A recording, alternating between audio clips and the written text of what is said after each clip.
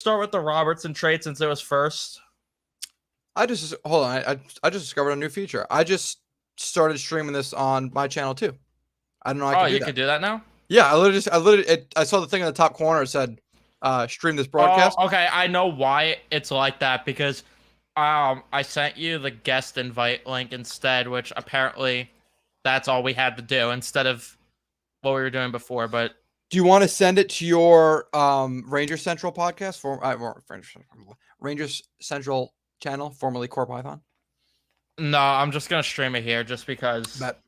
keep it. I'm trying to keep the Mets content here, the Rangers content Got there. right, right, right. I'm separating it. I've been banging out a lot of TikToks on the Mets Central account. I've been banging out a lot, Dude, and that's the way to do it, man. it's helping. It's helping, but we're going off the rails a bit. Yep. Not with Winnipeg this time or studying trades. Not but yet. Not yet. Epler did study trades. Epler did study trades as the Mets end up trading David Robertson for Ronald Hernandez and Marco Vargas. So everybody lost their mind because, oh my God, another catching prospect. Oh my God, another shortstop prospect. What are we going to do? Well, the answer is simple. You move them around because if these prospects are good enough, they'll find a home somewhere in some position. We shouldn't be worrying about the position that they play because things could change. Jacob deGrom was drafted as a shortstop. Right. These things could change. And Marco Vargas is 18 years old. Ronald Hernandez is 18 years old or 19 years old. These guys could easily move. Ronald Hernandez is already playing a bit of first base down in the complex league. And then Vargas, I think, was playing shortstop and had himself a very good day. But overall, to give my thoughts first on the trade, love it. You get very good value for a guy that was not, he didn't mean anything for the remainder of the season with the Mets trying to punt and with the Mets clearly just blowing it up. He could always come back in the offseason if he really liked it here. And if the Mets are trying to contend next year, which I don't know if they are or not. I know Billy Epler says they're trying to contend, but I'm not be his 100% decision to sure. make.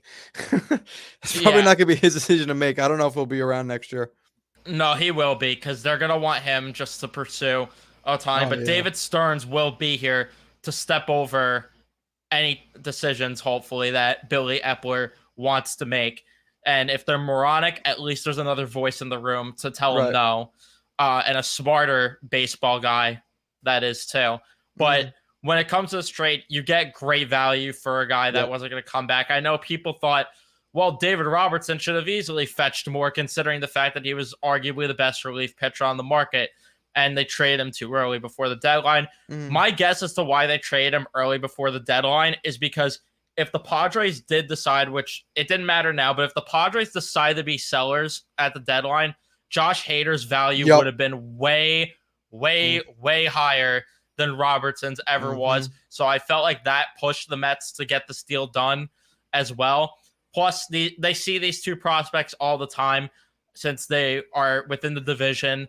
And again, I don't care that he's on the Marlins. The Marlins are the team that I hate the least in the division. So I could care less about an in-division trade. The Mets have done it before. They did it with Asdrubal Cabrera. The Vargas, too. They traded Jason Vargas in the division. That I felt was a sabotage trade, though. But that 100% was. Yeah, no doubt it was. But you get good value here, and I'm all for it. Both of them tearing it up in the complex league, especially Marco Vargas. And, you know, it speaks volumes, the complex league numbers, because not even Alek Manoah could perform well there. So it's good to see them perform there, and I'm excited to see what they get. Plus, people are complaining that they aren't good enough prospects. The Mets farm system is so depleted that Marco Vargas, according to MLB Pipelines, ranks 7th, and Ronald Hernandez is 19th. Yeah. I'll leave it to you to give your thoughts. To tell you the truth, I don't really think there was a way this trade could have been bad. I mean, and when you put into perspective of how bad the Mets system is, just the fact that you added for your own team 2 top 20 prospects. One, we said, Vargas is at 7 right now. He got bumped back by Acuna. I don't understand how you can complain. And 18 and 19 years old. So I mean, what we're gonna do? We're gonna hold on to him and then just lose him for nothing in free agency. That's the shit the Mets of old would do. So why don't we try something new and learn that selling and building up a good farm system is a good thing.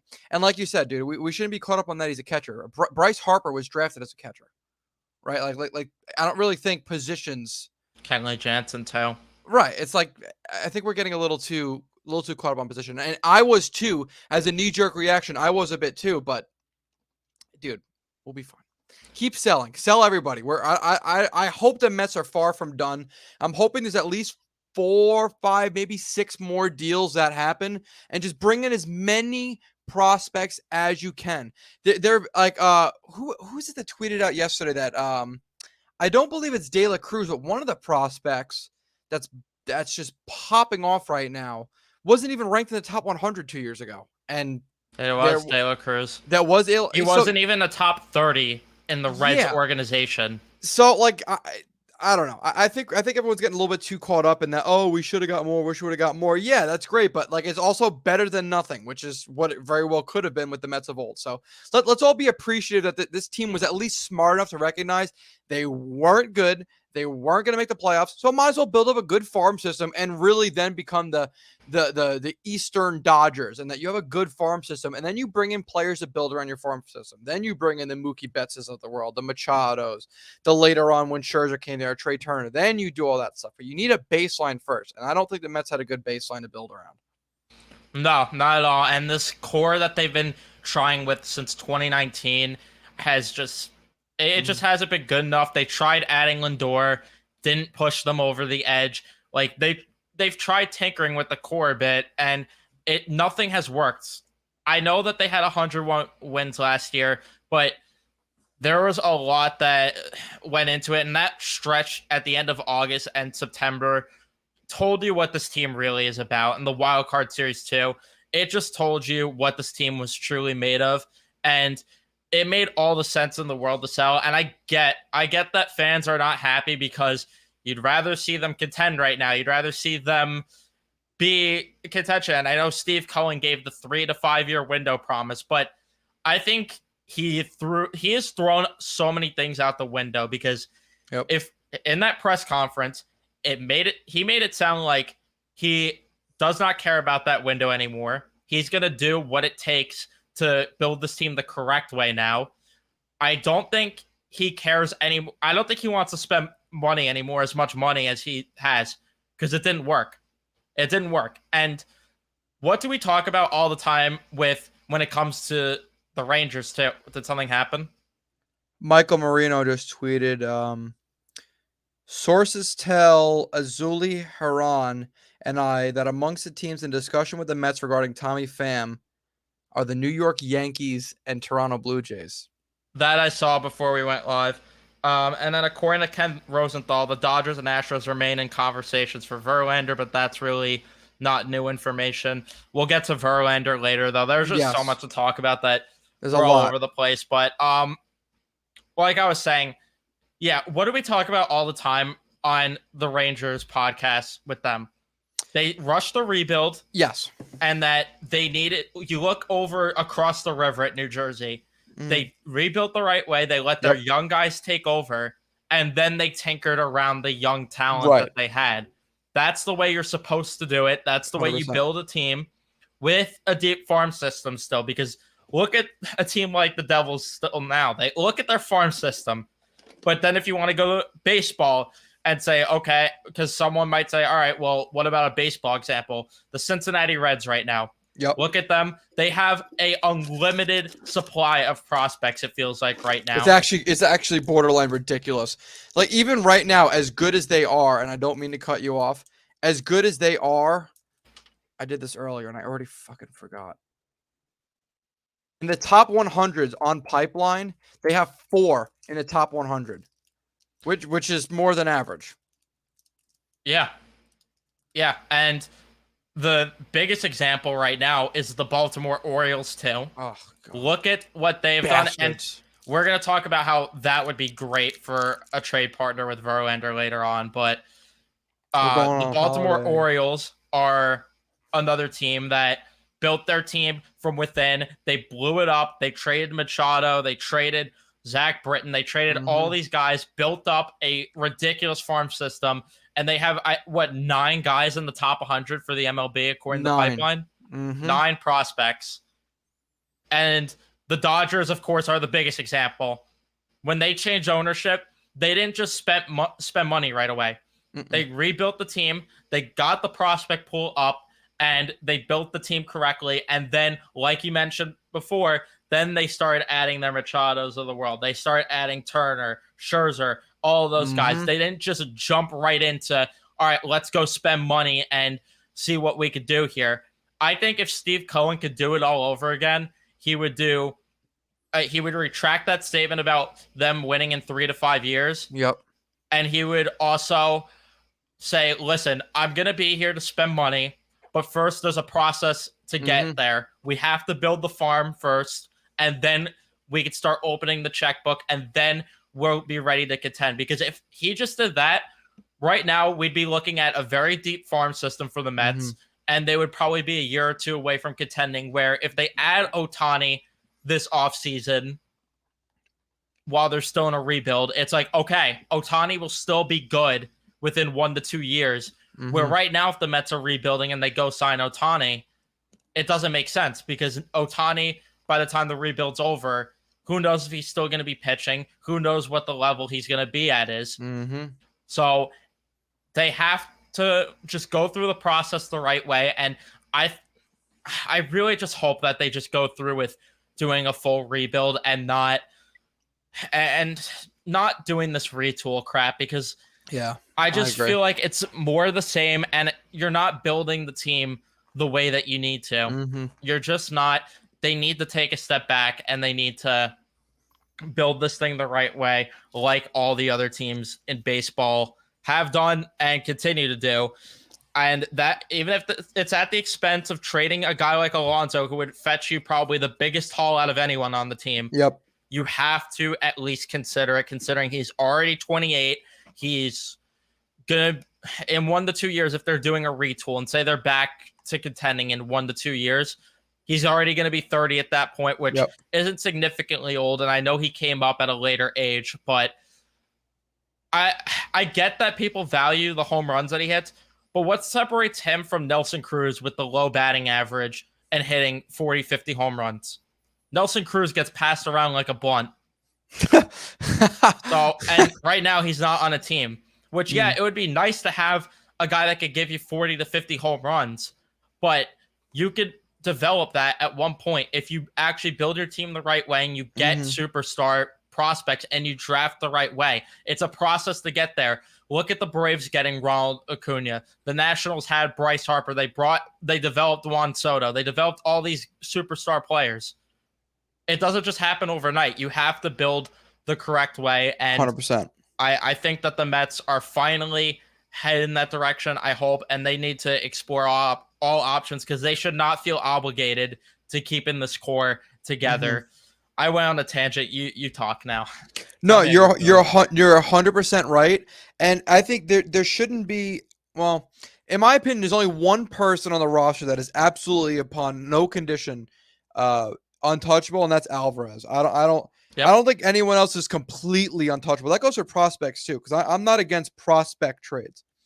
I think it doesn't hurt business to just see what your players are worth. It's not just because you're listening to offers on someone doesn't mean you have to trade them. You're just gauging interest on the market. That's all it is. And you know what, too? And it is upsetting, because I do believe there was a world where Cohen came in and the Mets could win a World Series in 3 to 5 years. But we also got our option C GM after our first 2 GMs got canceled for each of their own stupidities. They go away. You get Lindor. Then you lose out on Kevin Gossman, who would have been great for the bullpen. You fail to re-sign Bassett. Rotation. Right. You fail to re-sign Bassett. You fail to bring in George Springer. You fail to bring in Michael Brantley. You fail to bring in all these guys. You failed to make the Matt Chapman trade when we wanted a third baseman. You failed to bring in Nolan Arenado. You failed to fucking figure out Marcus Stroman, or just straight up not trade for Marcus Stroman. And all the other relievers, like bringing in who's the guy with the giant Chafin? Who's the guy with the big ass mustache that we wanted for so many Yeah, years? Andrew Chafin. Yeah, Chafin. Re-signing. What's the great reliever we just lost last year? The Aaron beard. Loop. Aaron Loop, and all those guys. You lose all those guys. You lose on those things from a shitty, in my opinion, shitty GM and a shitty front office. And who knows if we have a good GM, maybe all those things work out. Arenado's here, Gossman, Bassett, Springer, Brantley, and your sister, your mother, your father, whoever. And the Mets are a better team. But that's not the case. This is the hand we were dealt. You got to rebuild. I'm against a retool. I'm not against going in free agency this year and signing a bunch of veterans to 1-year deals, letting them play out the year, fill holes, and then flipping them again at the deadline. I'm not against that. Yep. I'm just against giving, let's say, a player between over 28 years old, a multi-year deal, assuming they're going to be part of the core, unless it's just someone that's so completely out there as a superstar that it makes sense. I think the Mets right now should be in, we're going to be bad for a while. If we're good, great. If we're good, great. But we don't need to force it upon ourselves to try to be good, because I think it's just going to hurt you in the long run by giving yourself worse draft picks, setting up false expectations, and and taking away time on the field from prospects who could be getting valuable reps in the MLB, but then are hidden behind old veterans playing on a losing team. I want to go into a couple things. First of all, mention about all the swing and misses that the Mets had originally. And as much as we hated Max Scherzer at times throughout his tenure, there's no denying that signing really changed how free agents view the Mets, and it changed free agents' opinions on if they wanted to sign with the Mets, because the Mets, of course, after that, they got a lot of free agents. They ended up having Correa, but of course that fell through. Yep. But there's a lot that the Max Scherzer helped change the Mets organization in that regard.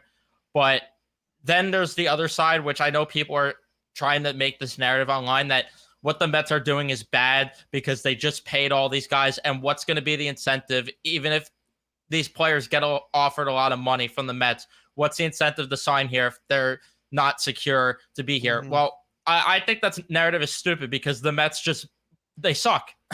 And they need to rebuild, and they're acknowledging that. I don't think free agents are going to view that as a bad thing down the road, when plus Billy Epler is not going to be the GM by the time they're out of this, hopefully. But again, hopefully they are rebuilding, because I really don't know. I'll get behind a retool, but I won't get it behind it as much as I would a rebuild, because what is the point of trading all these assets and not just going for it at the deadline this year, which I know they're far back and the season feels dead, but what is the point of not just going for it if you're going to go for it again next year? Exactly. What's the point? The point for this is you're letting these young guys come up, not just for this year, but for next year too. You're going to admit defeat for next year. You want to see what you have in Vientos, Beatty, Mauricio. Acuna might get called up too. You want to see what you have in all these guys. Mike Vasile might get a shot next year as well. You want to see this through and see who's going to be the guys that you keep around and who are the moving pieces in this thing. And it's going to be a long process, and it's going to suck, but it's something that we could get behind, because at least for once in our damn lives, potentially the Mets are picking a direction where gone the days might be where it's, let's pay X player and then let's not pay this player because, he's too much Daniel Murphy, and let's go for option B. But still try to contend. No more of the days where they're just going to tinker with the core and try to switch things up and hope that some combination works. Gone will those days be. And they'll finally actually have something that is going to be worth watching. And again, it's going to suck for a while, but at least they're going to build something that will be great in a few years. And I know it sucks for some fans to hear, and especially for older fans who are impatient and want a championship now. But for the long term of this team, this is going to be the right thing to do. 100%. And you know what, too? You know what team went through a rebuild and executed it perfectly? It's within our division. The Braves. and the Washington Nationals.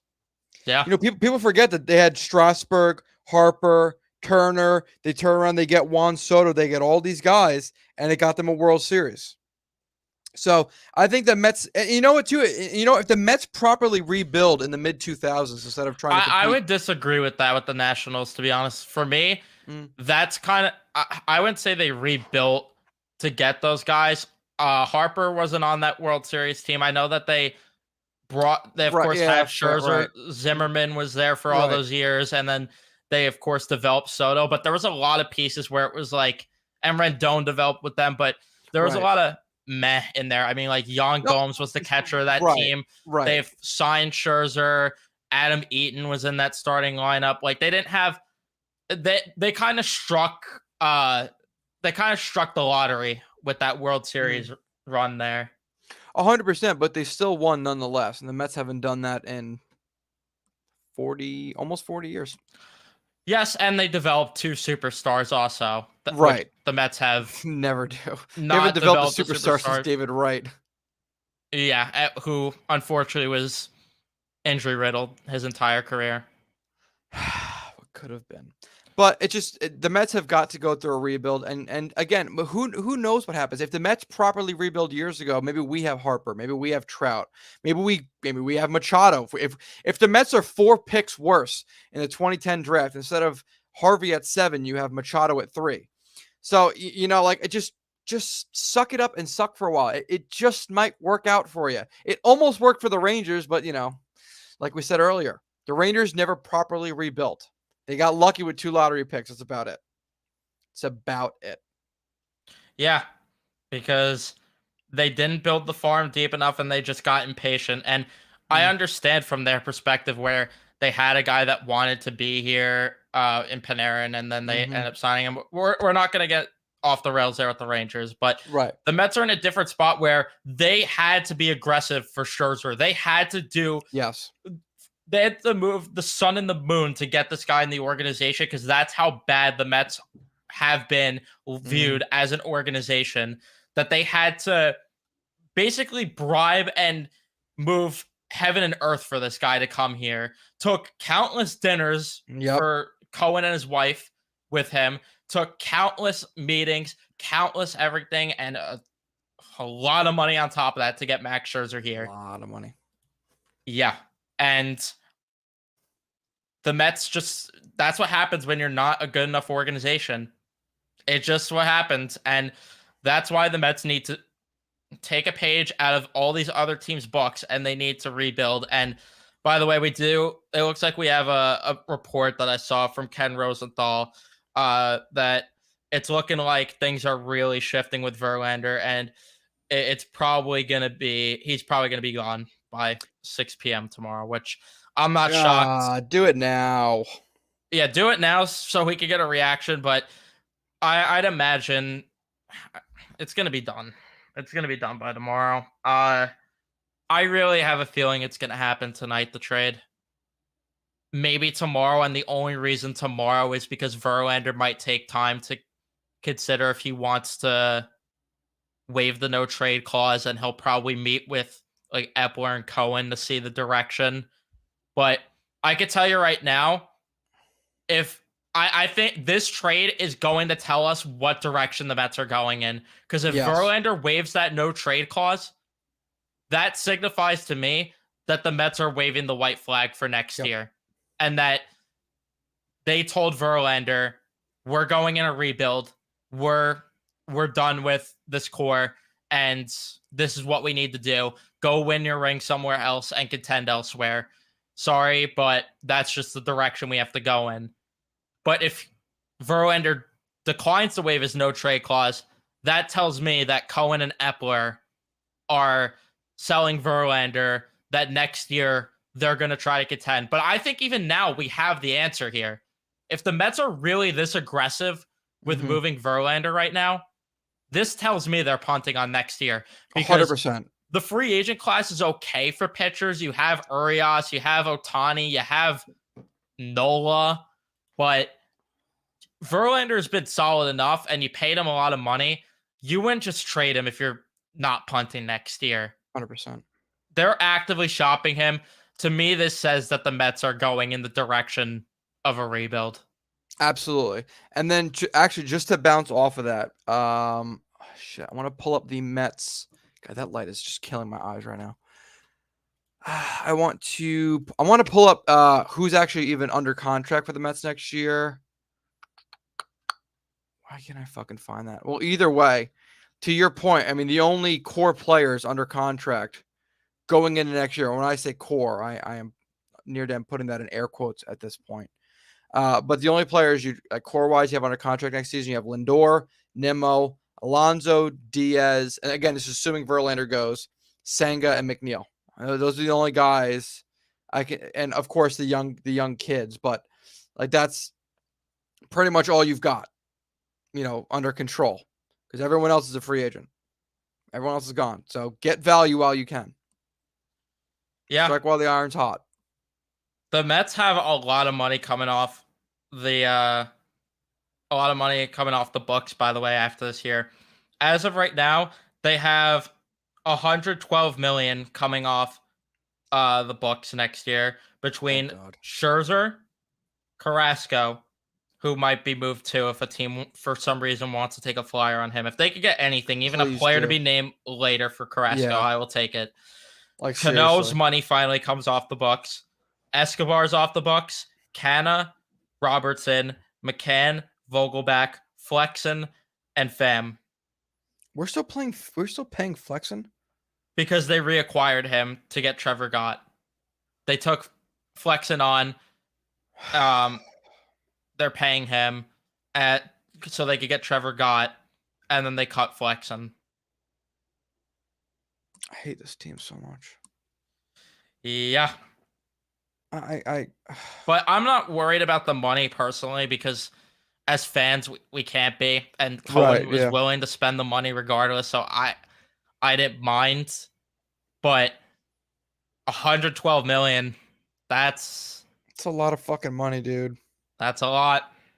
So if the Mets did want to go in the retool direction, I suppose they could. But to me, if they're actively shopping Verlander this aggressively, and unless they're getting like Hunter Brown, who could help them right away from the Astros, I just don't see how they're going to contend right away next year. Because it's one thing to replace Scherzer with Urias, or if you convince Ohtani to come here, it's another to replace JV and Max. That's a lot. I think that's too tall an order. But then again, I mean, you look at the Mets pitching prospects, we don't have shit. We don't have anything coming up, at least anything close. You have Tidwell, right? Tidwell, projected 2025. Yeah, Hamill. Tidwell, Hamill, Ziegler, Vasil, and then now Jarvis, which we'll talk about because we still haven't even talked about the trades. It's Jose Budo's not going to be anything at this point. We're done with that. I'm so sad that Matt Allen has been injury riddled, because that's a guy that I truly felt could have been an ace for the Mets at one point. And unfortunately, injuries derailed him. And if he does come to the MLB, he's going to be a guy like DeGrom that doesn't come up until he's like 24 or 25, maybe even older. Yeah, his ETA is 2026 now. Yep, it says. Yep. Right. So 2026. How old is he now? 22. 26 years old. Yeah. So. And that's only an ETA. He could maybe take longer. Mm-hmm. And if he comes back, I have a feeling they're going to just transform him to a reliever at that point. Yeah, it wouldn't surprise me in the least. My problem, I just don't see any pitching in the Mets systems. Like, wow, this guy could be a really good pitcher. I see a bunch of serviceable pitchers, but I don't know, man. It's just the Mets should not be focused on competing next year. If they want to go all in on Ohtani, I'm here for it. All right, go for it. Fuck it. You have nothing to lose, right? They're the best player in sports, because then that might turn things around. That might just give the locker room a boost. And what's the worst case scenario with Shohei Ohtani's arrival in terms of taking field time away from anyone else? He's just a DH. That's it. He's not taking field time away from any of the young batters. and you're replacing Verlander and Scherzer with Ohtani and whomever you call up. I'm okay with them pursuing Ohtani for that reason. I just put you in a weird spot because it'd be weird to like get Ohtani and commit to mediocrity. Yeah. I don't know. I mean, as cool and as fun as Otani would be, I really call me crazy, but I wouldn't even be mad if the Mets truly are going to rebuild if they don't even pursue Otani, Think so? because I I know fans will be mad, and because of the fact, the only thing I'll be mad about is why are you keeping Billy Epler around for so long when the whole reason you got him is for Otani? But at the same time, you didn't expect to be rebuilding when you hired That's Epler. true. That's You true. expected to be contending. So that's the one thing I could give a pass on. But I, for one, won't be mad if they don't even pursue Otani this offseason, because that's again Steve Cohen saying just opening up the checkbook and trying to just use money to buy a championship Mm-hmm. again when it's just not going to work. And Otani's going to help you obviously win more games. You want at this point just the better draft picks, and Right. you want to shed payroll, because if you have a higher payroll too and you're over the luxury tax, you actually get draft penalties. So Mm-hmm. you're going to want these extra draft picks. So I'm not going to be mad if they don't even go for Otani. And I know that's going to be a hot take and that's crazy. But if the Mets truly are, this is only if they're actually rebuilding and only if they are not, don't have any intentions of contending in the near future. I am okay with them passing up on him, even though it would be cool to have him. It would be great to have the best player in the damn sport Mm-hmm. for once on the Mets.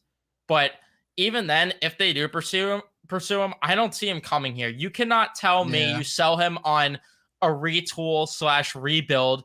You can't tell me he's sold on, and I don't even know if he's 100% sold on coming to the East Coast. There's Andy Martino was talking earlier on SNY about how the rumblings about him wanting to stay on the West Coast are true.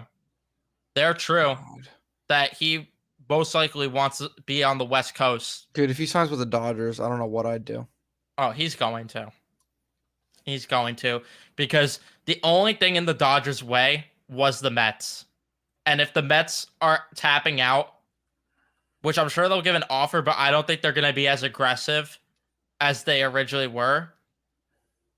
I think it's a lock. He's going to be a Dodger at this point. The Mets were the only competition for them, because we know the Yankees don't spend money like that anymore. We know that all these other teams like the Orioles or the Rays, all these other contenders aren't going to open up the checkbook Right. to get him. The only team I could maybe see, which is also in the West, well, sort of, they're in the West division, but their essential team is the Texas Rangers. So I could see opening the checkbook for him. But outside of that, I don't think the Dodgers have a lot of competition anymore for Otani. But Yeah.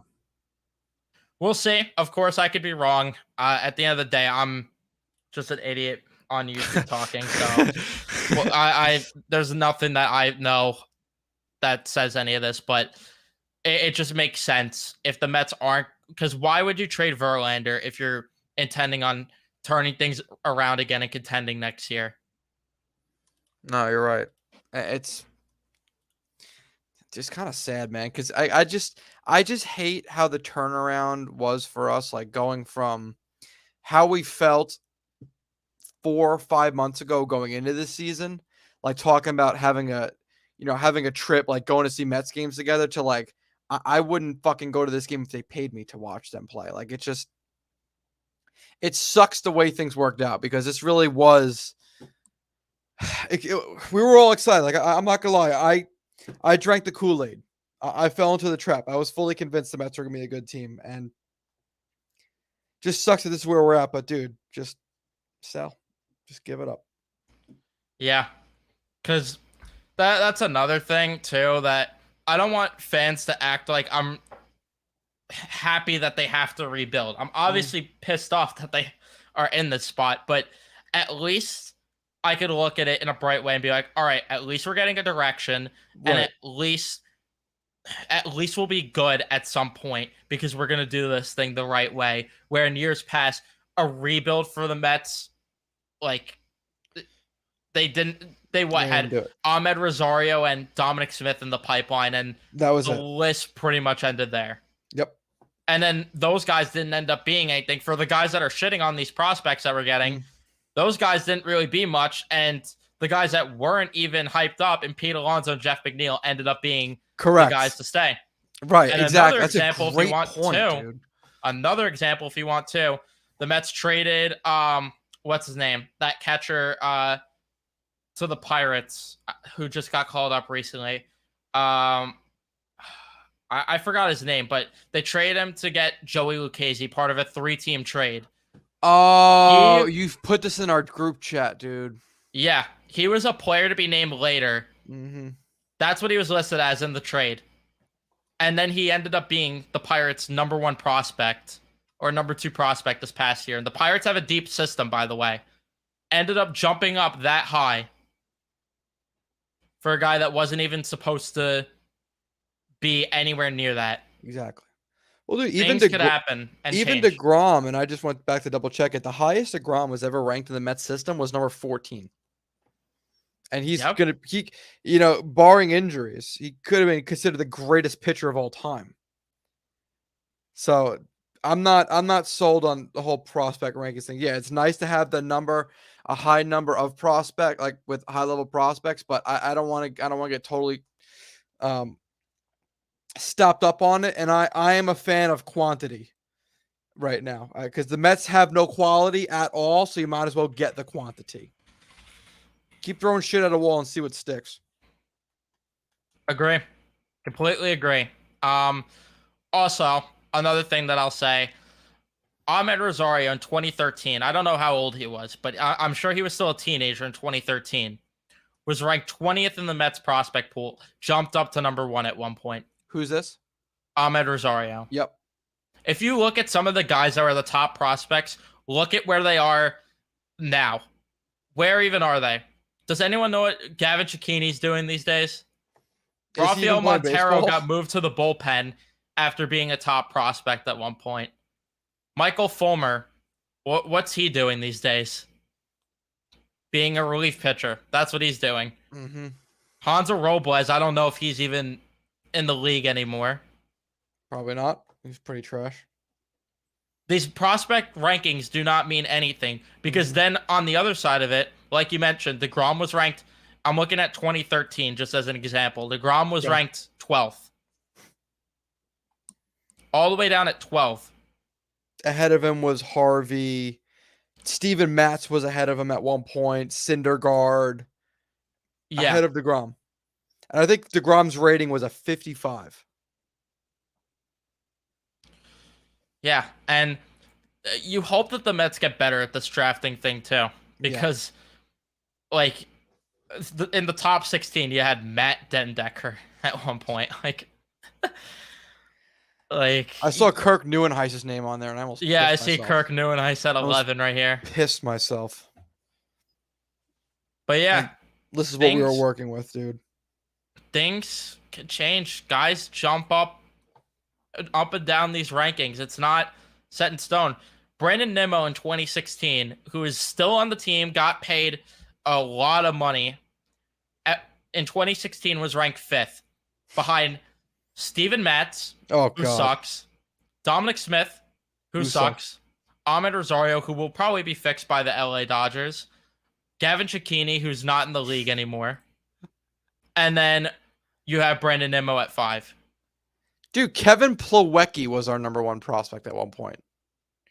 Probably, yeah. It wouldn't surprise me. I mean, and then people getting mad at the position. Do you want them to do what they did in the past where they got, in a trade, they got like Steven Nagosic, Jacob Rame, and these do you want them to get pitchers just to get pitchers?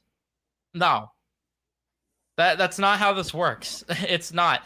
At one point, also, guys like Desmond Lindsay were towards the top of the prospect rankings.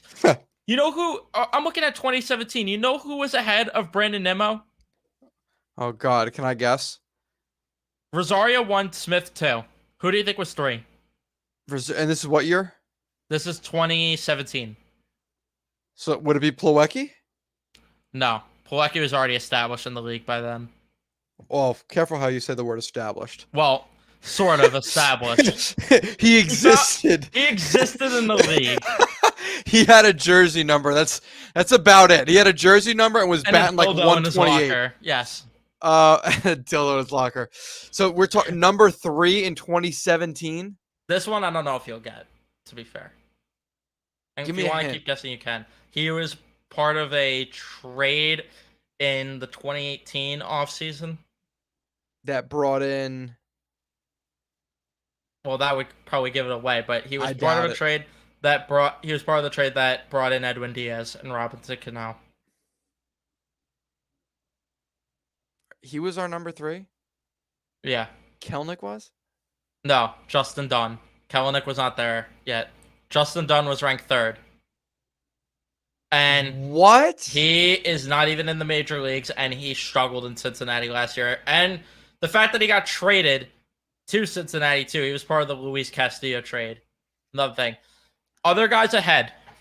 Thomas Zapucki, Oh my God. part of the Darren Ruff trade, by the way. Who actually did solid with the Giants last year, but I don't know what he's doing this year. Robert Gazelman, who's pitching with Trevor Bauer on the Bay Stars. Jesus Christ. Desmond Lindsay, Who? exactly, and Gavin Cecchini. Pete Alonso was ranked 10th behind Andres Jimenez, too. This prospect ranking list is crazy Isn't to it look at in bad? 2017. Isn't it bad? Some of these names: Tomas Nido, Anthony Kay, Luis Guillorme, Anthony PJ Conlon, Holy fuck. Is this Chris 2017? we're looking Flexen, at? TJ Rivera. Yeah, TJ Rivera, probably the best Twitter account right now. I freaking Oh love no, is it TJ Rivera's Twitter that's funny, or is it the other one? Ty Kelly. Ty Kelly. Is it Kelly or Rivera? Kelly. TJ Okay. Rivera I love, though, for his brief Yeah. Linsanity run. Josh Smoker. Wow. But that's the other thing. The Mets have never had a good enough prospect pool. That's the other thing we're No. getting at here. They never have. We did for like a minute when we had fucking what's his name, dude? When we had Pete Crow Armstrong and all those guys, but then we just gave them up for 1-year wonders and then fucking never even re-signed the guys we traded. Yeah, freaking Javi Baez. Yeah, it's like, oh, sick. Oh, you're friends with Lindor? Okay, cool. Oh, what's that? Okay, we're just not gonna re-sign you. Thanks. Friendships too, another thing. Glad the Mets are throwing that out the window too and not caring. But another example, if you go to 2018, Jimenez, Peterson, and Dunn were all ahead of Alonso. That's another thing. So you get my point, though. Yeah. I'm not going to keep going on tangents here. On a tangent here, you get the point that these prospect rankings don't mean anything. The position shouldn't matter because Mark Vientos was brought over here as a shortstop. Mm-hmm. Now nobody knows where the hell he's going to play.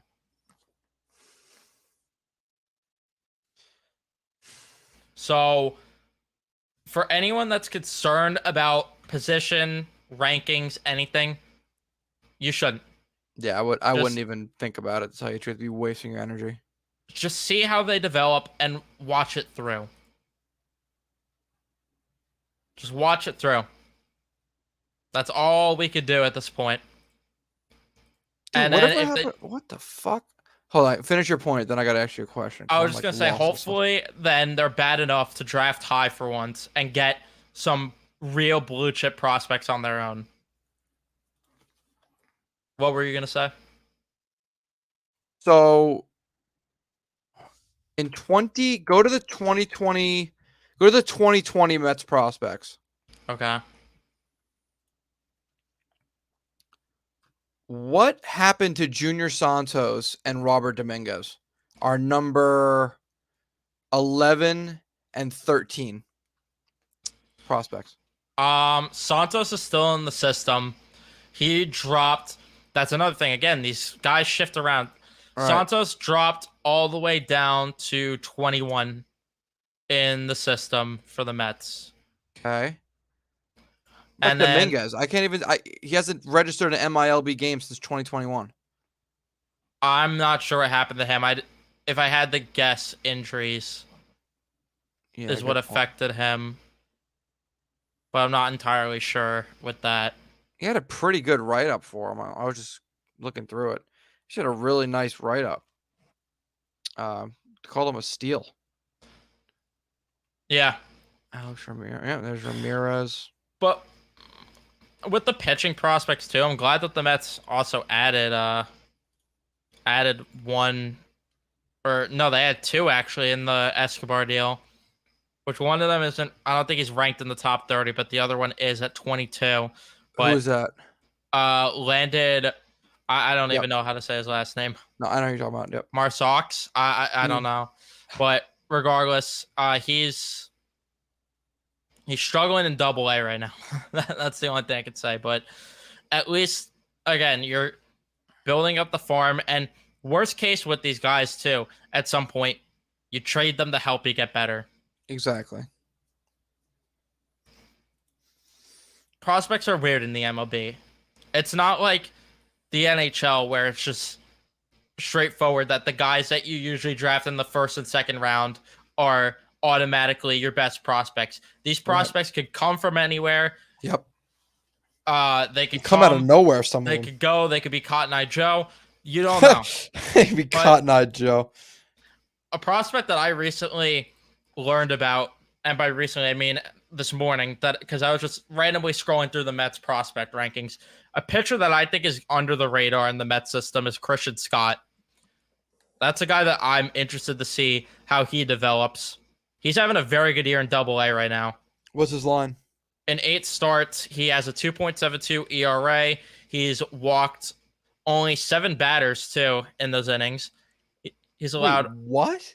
Yeah, he's only walked 7 batters. In he's how allowed many innings? in 46 innings. What?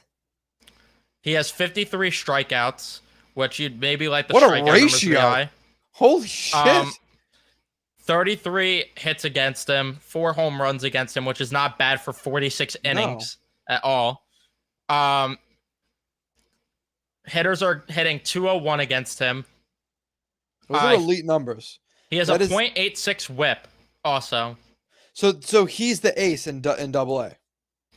I would say so, yeah. By the numbers at the very least.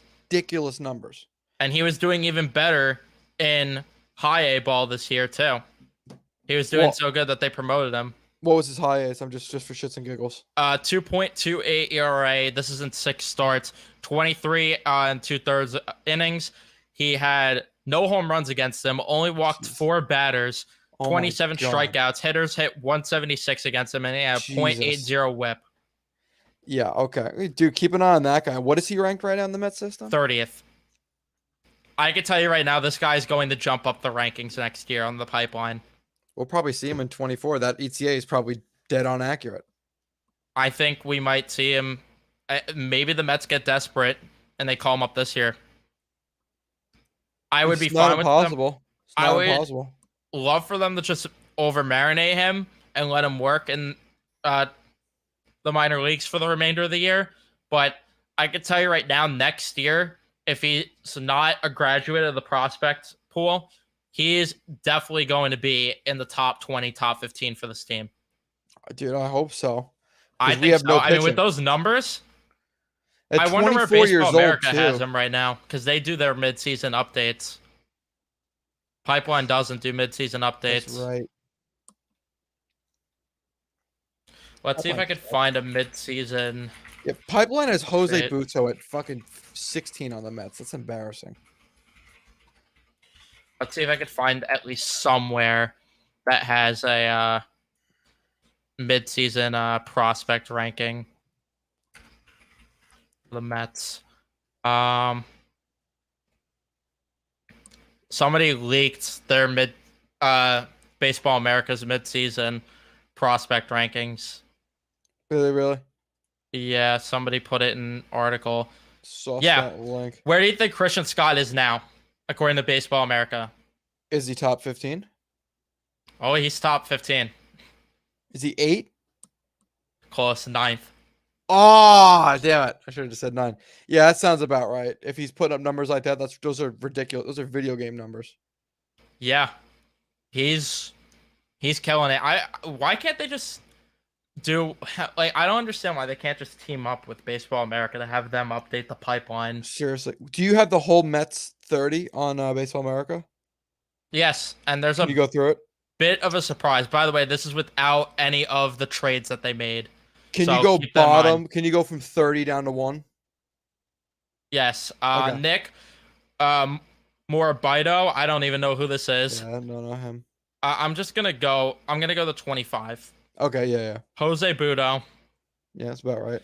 Jordani Ventura, Ovalis, Flores, Landon, the guy that they got in the Escobar trade. Okay. Where was I? Santos, Yep. Diaz, Crow, Stewart, Gomez, Gutierrez, Hamill, Rudick, Ziegler, Rodriguez, Reimer, Scott, Baez, Tidwell, Vientos, Ramirez, Vasil, Williams, Parada, Mauricio. And Acuna pushes all of them back. I'd imagine Acuna's number 1 there, right? I would hope so. He's definitely in the top 3 there. See, And then Mauricio's a weird one for me because I feel like Mauricio has a super high ceiling. But I don't know, man. Mauricio's a weird player. I'm interested to see what it's gonna look like. What's gonna look like post trade deadline if they release that. That's something that I'm interested in. But I can tell you right now, this prospect pool, especially if they're gonna trade Verlander, which it sounds like they are, it's gonna look a whole lot different and a whole lot better than it has ever looked before. And I'm excited. But yeah, Christian Scott, I like that pick, dude. What a sneaky pick you just threw in there. And it's crazy too because I was just looking through and I just randomly picked on Christian Scott because I was like, all right, let's just see how this guy's doing. Because his last name is Scott. He has 2 first names in his name. Let's see how he's doing. That was basically my logic. You laugh, but that was basically my logic with looking at him. And then I saw the ETA. I'm like, okay, 2024. Let's see what he's doing. And then I clicked, and I was pleasantly surprised with his numbers. Those are ridiculously good numbers, dude. I am curious to see what his velo is like. It says on the pipeline that his fastball sits at 92, 95. I'd imagine it's on the higher end if he's doing this good right now. Or at the very least, it moves a little bit. Yeah. Not have something to it if he's not throwing it hard. Because there's been successful pitchers that don't throw incredibly hard. I mean, we saw it with Fart Tolo Cologne, who I shit on when we first got him. He ended up being actually a solid-ass pitcher for us. Yeah, so good that he's retiring as a Met. Yeah, right. He could officially retire after literally playing in a fucking alumni game. Yeah. Which, by the way, are they going to bring that back? No, I don't think they're going to. Why? I think they'll do it every once in a while. Do it every year, man. That was a fun watch. Yeah, I like that. But the problem I feel like is that they don't have too many alumni to like pick from there. So I don't know. But yeah, Christian Scott is a name that I'm now interested in. And I personally would rank him if I was to do prospect rankings, which I'm now that the Mets are going to rebuild, you freaking bet your ass that I'm going to be invested heavily in these prospects so much that I'm going to watch film.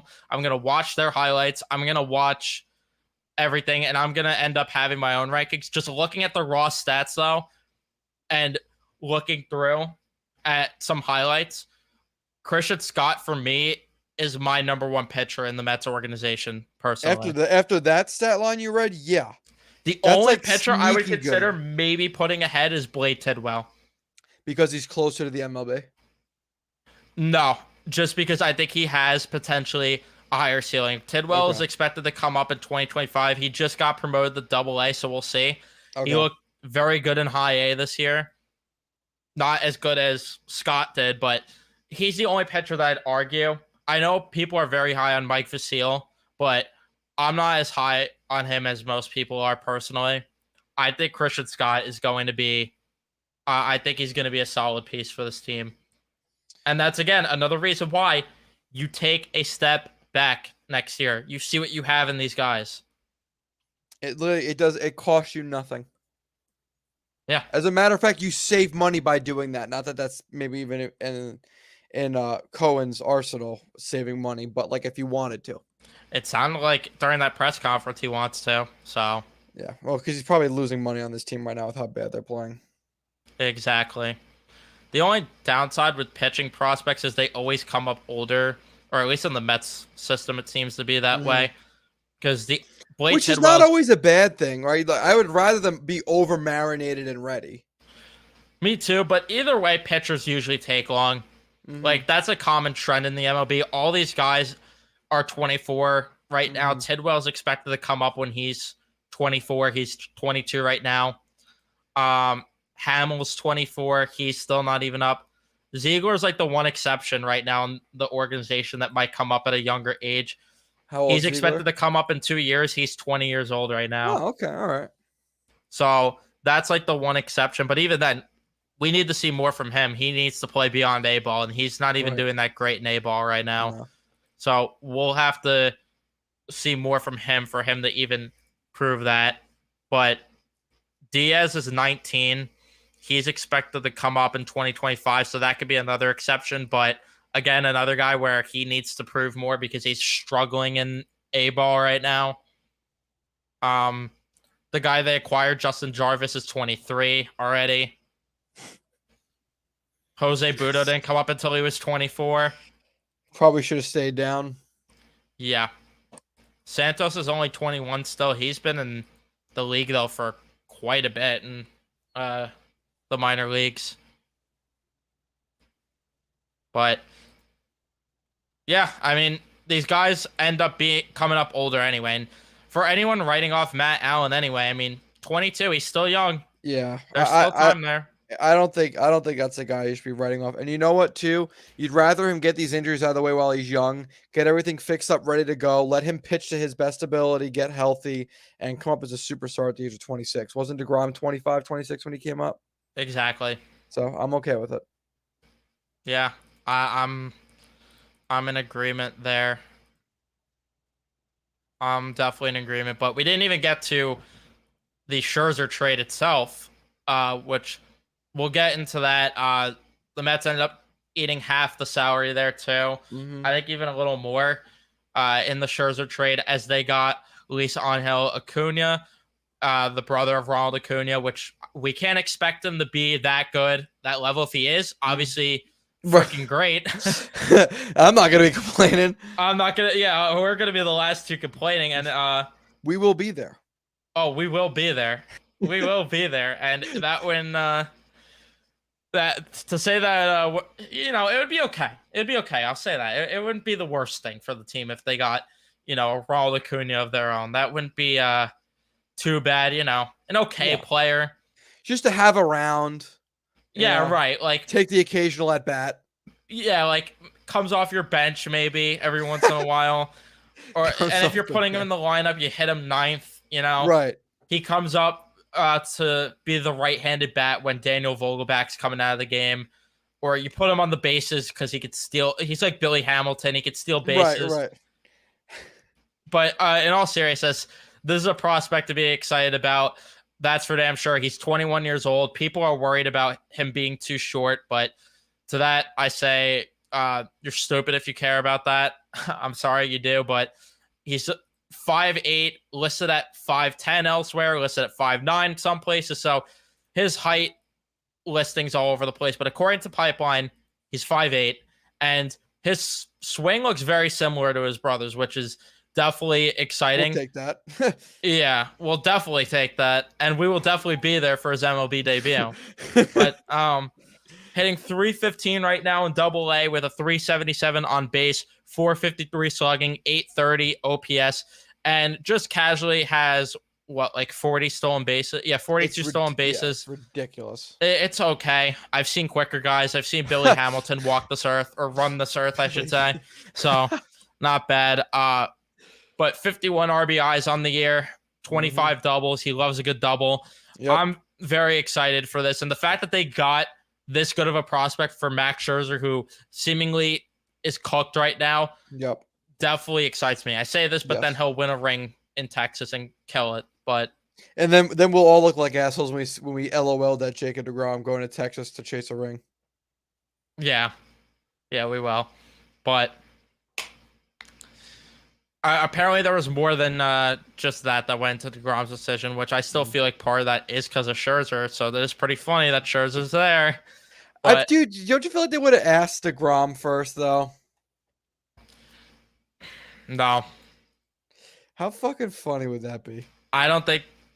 I don't think so. If you're talking about the Mets before they signed Scherzer, absolutely not. They just wanted to spend money to add more talent. If you're talking about the Rangers, DeGrom's on the shelf. They don't care. They need his replacement. True. Plus, by the time DeGrom's ready to come back, Scherzer probably won't be on the team. He should be retired at that point, but you never know if he's going to be the next Bartolo Colon and pitch until he's 100. So you don't know these things. With all his injuries, dude, he's going to come back like the freaking $1 million man. He's just going to be fucking a literal robot. Yeah, he's going to go to the freaking Phillies at the end of that contract and torch us. Don't say that. Please go. But in all seriousness, with this, you get yourself a very good... You get a very good prospect. I don't know when he's expected to make his debut for Binghamton, but I'd say we'd be there, but I'm not making the trek out to Binghamton personally. No, but I will be there to watch the highlights. I will be there for that. That's for damn sure.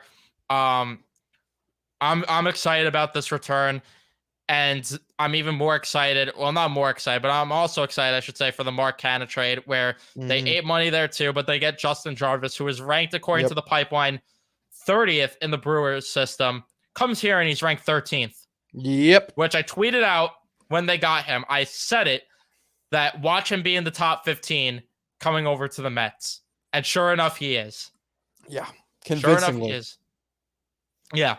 And this is another guy where I don't know.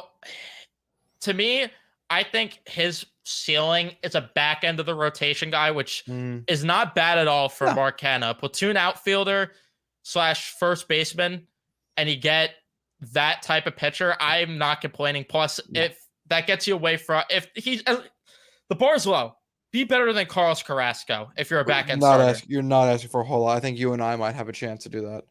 Yeah, all you have to do is your first inning, your first pitch, just throw a home run to Jonathan India, and you're good.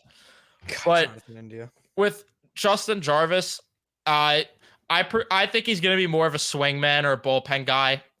That's my prediction with what happens with them, because his arsenal is okay. He has a fastball, a sweeper, I think it was, a curveball, and then he's working on a splitter.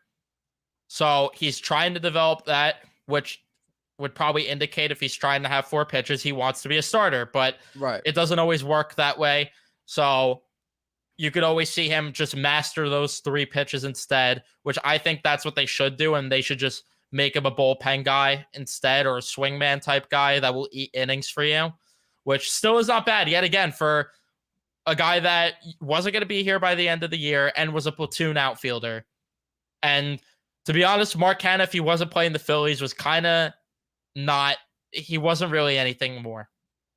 He wasn't anything more for this team. So you get yourself a solid pitching prospect in Justin Jarvis, and who knows? Maybe he is a good starter.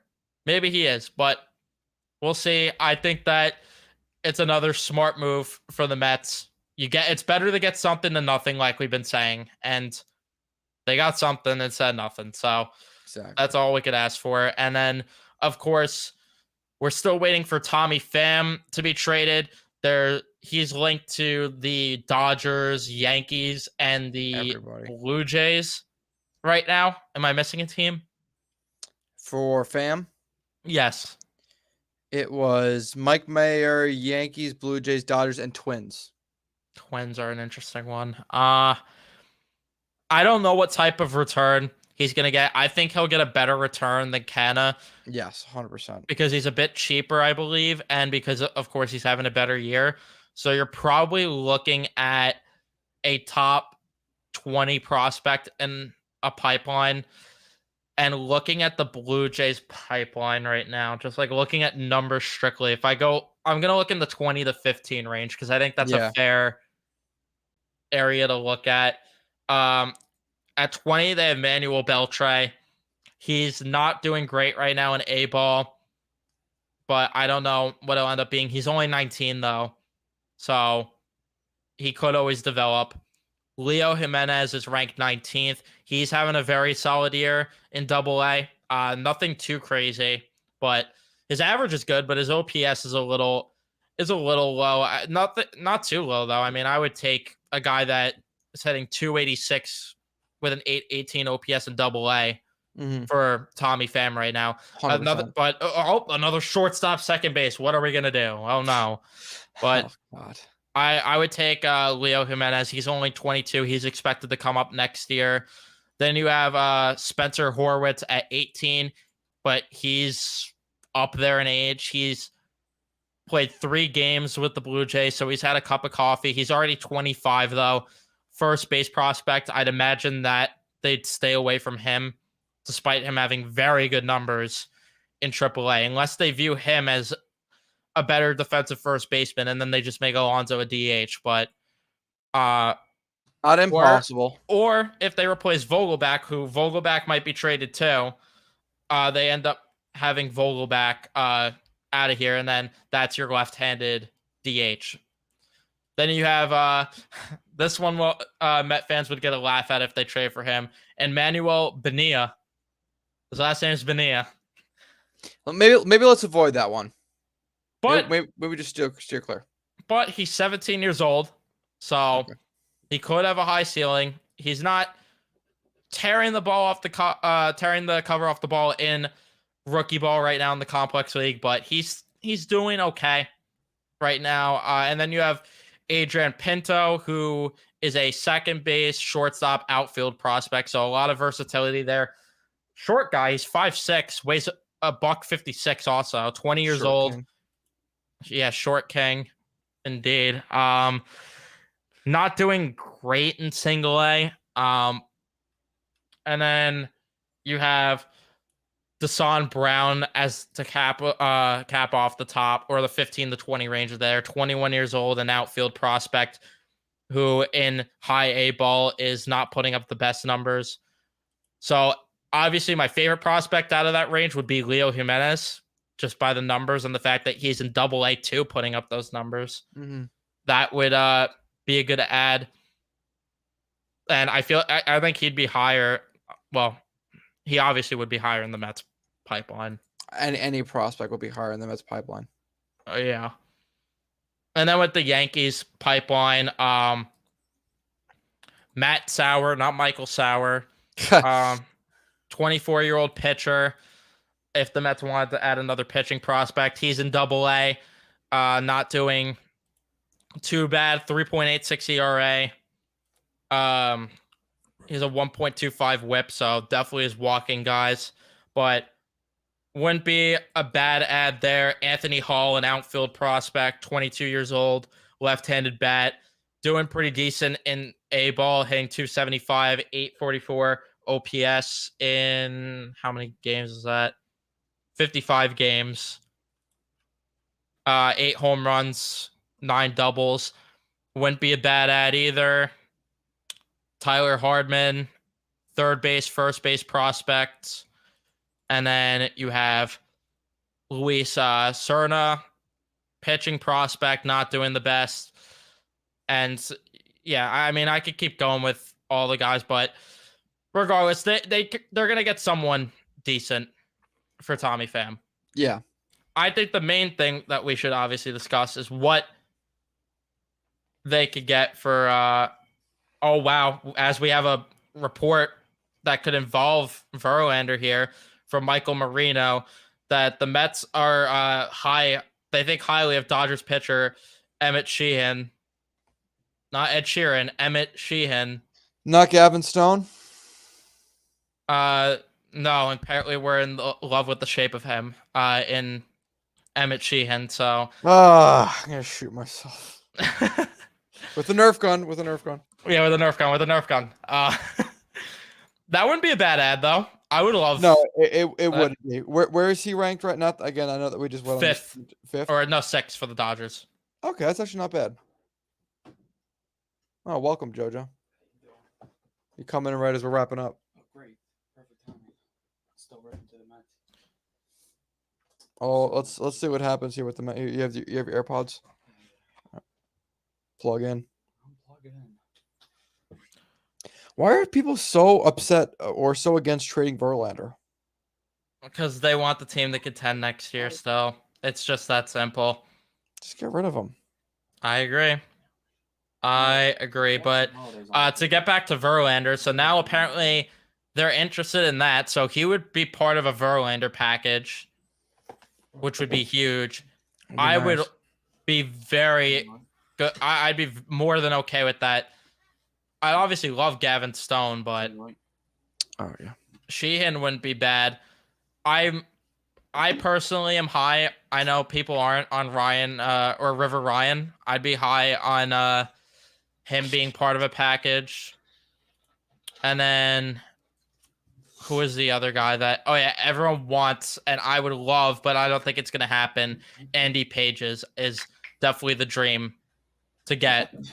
If they somehow got Andy Pages and Emmett Sheehan, even those two alone for Verlander, that is more than you could have ever imagined getting for Verlander, and that's some freaking great value.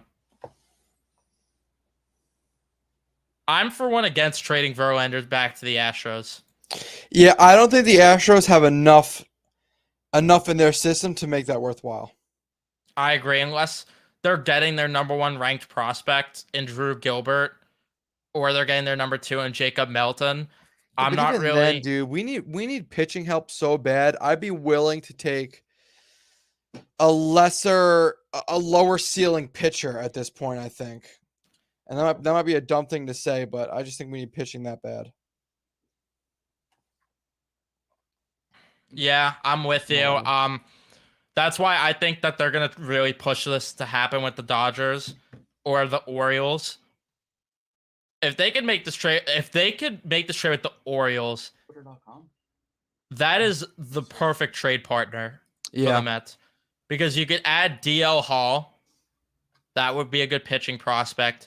And then you have a lot of good prospects there that they could still look into too. Colby Mayo would be a freaking great ad. I think Just Jackson Holiday would be pretty cool too. Yeah, no, that wouldn't be bad having the best prospect in the sport, right? Yeah, maybe just I don't know. I might help out.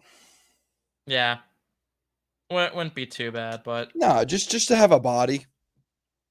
Yeah. See, the Emmett Sheehan, you know what? I could actually get behind that a little bit.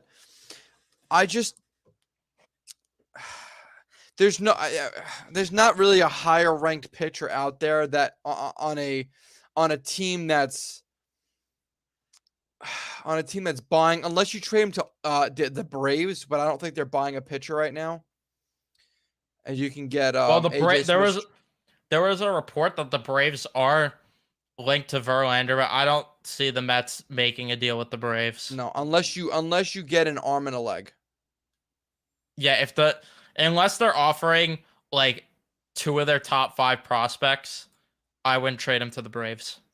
Unless you could work out a deal to send him to another West team and bring back this prospect. Oh, what's his name? Brock Porter. That we've been after. I don't understand why they didn't freaking. I'm happy with Acuna, but yes, I would have been so much happier if they traded Verlander to the Rangers and found another partner for Scherzer, because they could have got a good prospect still for Scherzer, clearly. Unless another team wasn't offering that good of a prospect, then that's why. Mm-hmm. But if they traded Verlander to the Rangers, they definitely would have got Brock Porter. Might have been in that deal. Dude, we were so hyped up for that and totally got sonked. Yeah, the fact that he left the game early. Mm-hmm. We thought we were about to be there for a Brock Porter, Yep. Luis Angel Acuna package. God, man. If we got that for Scherzer, forget just being there. I would have drove Scherzer to Texas himself. I would have Yep. gave him a piggyback ride to Texas. Dude, I would have had Port St. Lucie season tickets, bro. I would have been fucking up. Or Syracuse season tickets. Or Binghamton, wherever they were playing. I would have season tickets and I would be there. Yep. But they have a lot of options they could for Verlander. But again, I for one am not in favor of the Astros as a trade partner. Yeah. I would borderline say I'm against it. I'm with you there. I'm very against it. I like Drew Gilbert and Jacob Melton, but even then they're not ranked in the top 100. I know that it might not say much because it's a pipeline at the end of the day, but I'd rather get a guy like, if they could somehow get a package of Pages and Sheehan, we would so be there for that. Well, dude, and you know what, too? The Dodgers and Mets could do like a Verlander and Raley or a Verlander and Pham or all That's three what I of was them. thinking too. I was about to say that too. Like, Yeah. and then you could really maximize your return. Then you can get, dude, imagine there's a world where the Mets can get Sheehan and what's his name? Pages. Yeah, like, oh, dude, that would be kind of nice, man. But if you're making that deal and you're trading 3 of those players, I'm expecting 4 or 5 of their top 30 prospects. Like, I don't think you're taking it easy at that point because you should be getting at least 2 for Verlander, at least 1 between 15 and 20 for Pham, and at least 1 in the top 25 for Raley. And considering there's going to be cash consideration from the Mets, you should be getting another one by default. Is that unreasonable? If Darren Ruff got 3 prospects and JD Davis, I don't think it's unreasonable to ask for 5 top 30 prospects for Verlander, Raley, Pham, and cash considerations. Am I out of line for saying that? Tell me if I am. Before I give my opinion, let me see something quickly. I need to do a bit of research. Okay. To answer your question on this one. Okay. So, yeah, the answer is you're not unreasonable. And the reason why I did research, I wanted to look back and see what Juan Soto / Josh Bell fetches a return. Mackenzie Gore and CJ Abrams were 1 and 2 in the Padres prospect rankings. Okay. And they got Robert Hassel, right, who's ranked 4th. Okay, so they got that 1, 2, 4. And I think they got, and then Mason Thompson, who's ranked 11th. Yeah. Okay. Yeah. So Pham and Verlander, you should easily be able to fetch. By the way, keep in mind, they were prepared to take on Eric Hosmer and get more. And they still got that much. Exactly. But I don't know if the Dodgers have a contract that they want to unload. If so, do it and get even more. But I agree with you that it is definitely not unreasonable to ask for Pages, Sheehan, and then take your pick of the other 2 prospects. Exactly. Or at least 1 more prospect. Like, dude, like, what's this say? Like, say you do Pages, Sheehan, Frasso, and I want another pitcher in there so badly. Maddox Bruns. So we need left. Well, Maddox Bruns, just you get a lefty in there. Brooks. Here's a better here's another look at as a trade comparable, since the Dodgers were aggressive to get. This is a little tougher because of the fact that they're obviously not getting a Trey Turner type player in this deal, but they're still getting Verlander, who's your comparable to Scherzer in this deal, plus Pham. They gave up 1 in Keibert Ruiz, 2 in Josiah Gray. They gave up, where was the other guy? 18 in Gerardo Carlo, and 21 in DJ Peters. So they have 4 prospects.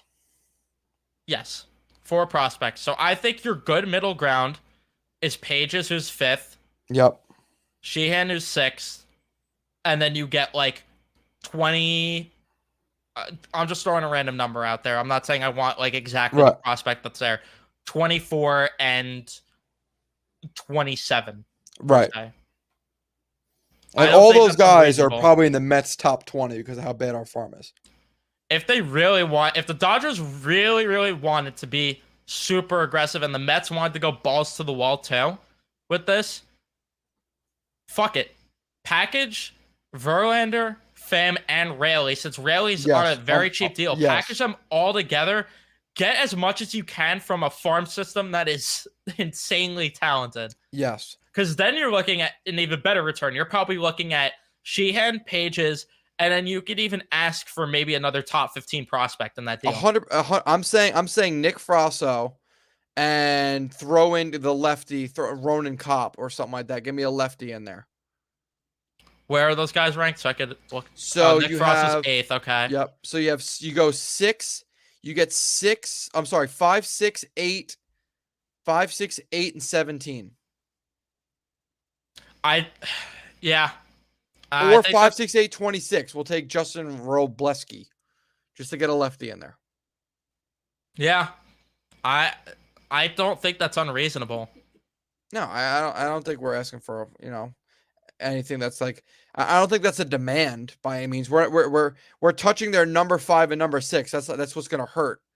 But they have so many other guys in their system. I mean, does it really hurt? And they're getting 3. They're getting a outfielder. They're getting an ace pitcher. They're getting an everyday outfielder, and they're getting a what would you call? Yeah, they're getting a lefty setup guy that could also close games. Exactly. Like you're getting a lot. Also, keep in mind too that the Dodgers are very desperate for bullpen help. Their bullpen has surprisingly been bad this year. Yeah. He might even be... Fucking throw out a Vino in there too, and we'll take another prospect off your hands. Just make it work. I don't know if they'll want to eat that much money. That's the only issue. The only reason I said Raley is because he's actually under a very affordable deal. Mm-hmm. However, they still would do it because their bullpen is not... It's not good. It's like Evan Phillips and then just like not a lot of great pitchers. And I don't even know if Evan Phillips is doing good this year, but Raley would easily be their 8th inning guy. 7th or 8th inning guy because they have Gratterall too. But he would be their lefty 8th inning guy then, probably. So, fucking, there you go. We just made the deal. We just did Epler's job for him. If only we were in the front office to put that one in his ear. Seriously. Unless he's listening. Imagine. He's he like, we're the ones that promoted the rebuild. Right. He's like, what's his name on the Flyers GM? Chuck Fletcher going online and proposing trades to season ticket holders. Yeah, exactly. You're welcome, Met fans. We gave him the idea to rebuild. So fucking bad. I gotta go eat dinner. I'm fucking exhausted. This team is draining my mental state. Fair enough. But I'm going to end the episode here because I got to go as well. Thank you guys so much for watching this one. We'll, of course, talk about any further trades that happen. Knowing our luck, we end the live stream and the Verlander trade happens. So right away, and they have to immediately go back live, and I'll be falling asleep. If that happens, I'm at the very least going back live. Yeah, I'll hop. If they trade Verlander tonight, as long as it's before 11 p.m., because even if it happens at 11 p.m., I'm taking my ass to bed. I've got to be awake at 6 in the morning. I'll be on. We will be there. We will be there. But that's going to be it for us. Leave a like if you enjoyed. Subscribe if you guys are new. And we will see you guys in the next episode.